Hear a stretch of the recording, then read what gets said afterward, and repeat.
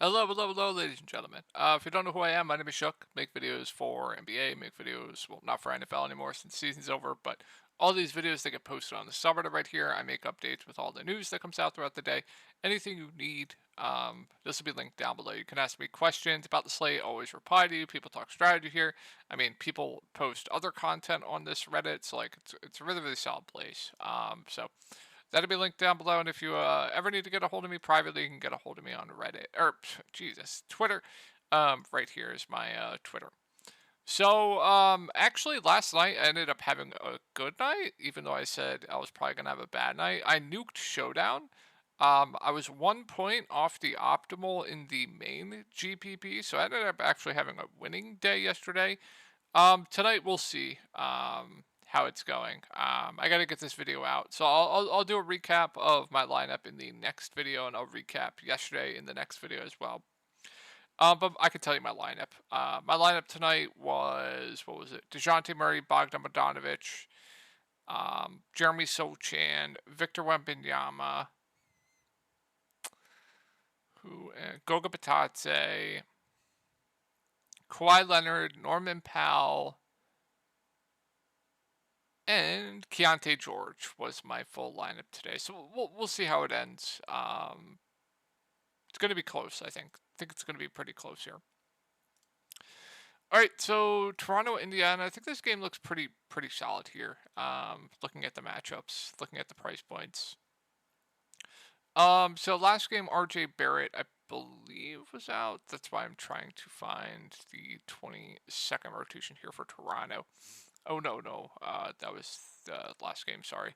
Yeah, he was out last game. Sorry, 22nd. Or it was Barrett, right? Yeah. Yeah, it was RJ Barrett that was out. Nora started. So before the blowout here, the main guys were on pace for pretty big minutes. You're going to see Scotty Barnes play big minutes, Jakob Poeltl, Kelly Olynyk. They're kind of going to split the center position right now. Quickly on pace for big minutes. Gary Trent, even with the additions, is still playing decent minutes. And like I said, you're going to see some Grady Dick, some Ochai Agbaji, and Bruce Brown off the bench. So with that being said, in a really, really good spot, I'm pretty high on the main guys here. Scotty Barnes, Emmanuel Quickly, RJ Barrett, I think all look like good point per dollar plays. When healthy, RJ Barrett's been the best point per dollar, but I really like Scotty Barnes at even at this price point at 8.9K. When everyone healthy, it seems like he plays better with everyone healthy. It's a pace-up spot here up against the Pacers, so I still like Scotty Barnes even at that price point. I think Quickly and RJ Barrett are decent options as well.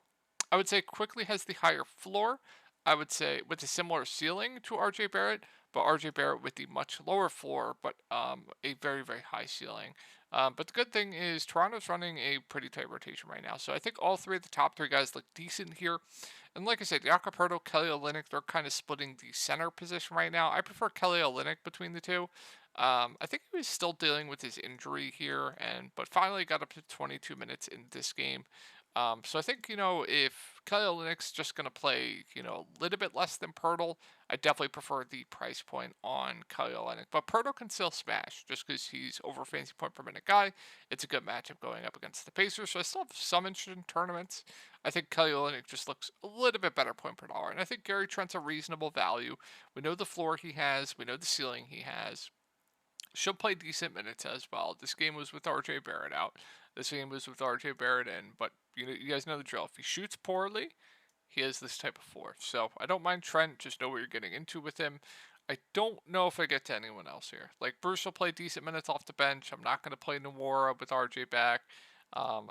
Dick, if you do need a punt, has been playing decent minutes. Should play high teens to around 20 minutes. Same with Trent, has a very low floor. If you need a large field dart that does have a ceiling, I guess it's okay. All right, moving on to the Pacers. We'll see about Neesmith. If Neesmith is out, they're going to continue to start Benedict Mathurin for him. Andrew Nembhard has been starting at the 2. But that being said, assuming he's out, I still think Andrew Nembhard and Mathurin are two decent options at their price points. The Pacers are playing their main guys pretty big minutes right now. The rotation has changed a little bit. I have it up right here. God, come on, guys. Or myself. Why am I saying guys? I guess I closed it or I saw it and didn't realize it. So yeah, looking at the rotation, they're playing Mathurin 35 minutes. They're playing Nemhard decent minutes. He's been playing decent minutes ever since he's moved into the starting lineup. Turner we know is going to play around 30, and then Halliburton's going to play low 30s minutes. Pascal Siakam I wish was playing a bit more, but really really good spot here. Looking at the spend ups on the slate, I think overall if you're spending up at the top, Brunson is definitely my favorite option, but I don't mind Halliburton there as a pivot. Going to get you a double double. Going to do everything for this team. Price point's still decent. He's had 4 days off now to rest, so maybe they do increase his minutes a bit. So yeah, I think Halliburton's a good play. Definitely prefer him to Pascal Siakam at this price point. Still think he's priced right. Miles Turner at 6'9". I mean, the minutes, probably plays around 30, has a ceiling, kind of like a Jakob Poeltl. I do prefer Turner to Poeltl now that they are close in price point. And then, yeah, I like Mathurin and Nemhard, assuming Neesmith continues to be out here. If Neesmith's in, it's going to take Mathurin probably out of, unless, he's on a limit and comes off the bench or something. But the wings would be a lot more riskier, and, Neesmith, Mathurin. Nemhard would still be in play, but wouldn't be as good.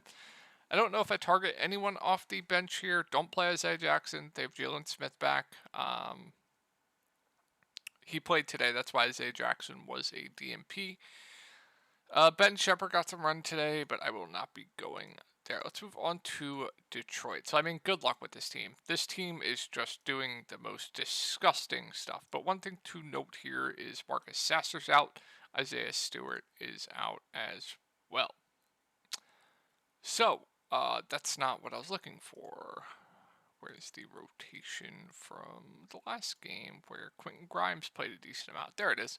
So Quentin Grimes took minutes away from Oscar Thompson. Simone Fontecchio, his minutes have actually been really, really secure of late. Cade, we know his minutes have not been great, and then Ivy's played decent minutes outside of that one game there. Not a good spot here going up against the Knicks. If you want to go to like a Cade Cunningham at 8K, it's fine, but he's strictly tournament only for me. This rotation for the Pistons is just so frustrating, so frustrating. We know Duran's a good point per minute guy that does have a ceiling. With Hartenstein still being on a limit, like it's a really good spot for him if he gets his, assuming he gets his minutes, more minutes up against the likes of like Jericho Sims, Precious Achua, those types. So I don't mind Duran there. I think Ivy is solid at 6K. Once again, not the best spot here. His usage been up, down, floor, a lot lower than a guy like Cade. He's another guy that's like strictly tournament only for me. And the guy I like once again here is Simone Fontecchio. His usage rate on this Pistons team is a lot higher than it was on the Utah Jazz. So I don't think people are really realizing that yet. So I do like Simone in tournaments, and he'll be really, really low owned tomorrow. Another guy with a low floor, but like, say for one thing, if Gary Trent's going to be like chalk tomorrow, I don't think he will be. We'll see. But if he is, you could just play like Simone over him. Simone has a 22% usage rate on this Detroit team in his 5 games here. So, yeah, I do like Simone. And then, surprisingly, Quentin Grimes played a ton. I mean, I don't know if that's going to continue to happen. He played a lot more than I was expecting, but if you want to take a dart, like a mid-price dart, it's fine. What else? I'm not going to play Fournier, and then, like I said, Oscar Thompson. He took away minutes from Oscar Thompson. Maybe they're going to go with a hot hand between these two. I have no idea. Moving on to the Knicks, so really with a good spot here. Precious Achua lost minutes last game because Isaiah Hartenstein got a slight minutes uptick. We'll see if they announce that he'll get an uptick here. I would imagine they uptick his minutes a little bit here, but he's still probably too pricey if he's only going to play, 24, 25, 26 minutes. So hard to go there. The guy I like, once again, outside of Brunson, is Josh Hart. He's probably my favorite play. He's just going to play the entire game. Stat sheet stuffer, good rebounder, can get decent amount of assists, going to play probably 40 plus minutes again. About a fantasy point per minute guy. So yeah, I think Josh Hart is very, very safe at 6.5K. Precious, like I said, is going to lose minutes if they're going to increase Hartenstein's minutes. He's probably my least favorite play on this team outside of Hartenstein himself. Dante DiVincenzo is priced right, still does have a ceiling if he hits his shots, but he's definitely, a bit overpriced with all these guys back. And then I love Brunson at 9.7K, probably my favorite spend up on this slate. I absolutely love him in this spot going up against the Detroit Knicks. Did I say Detroit?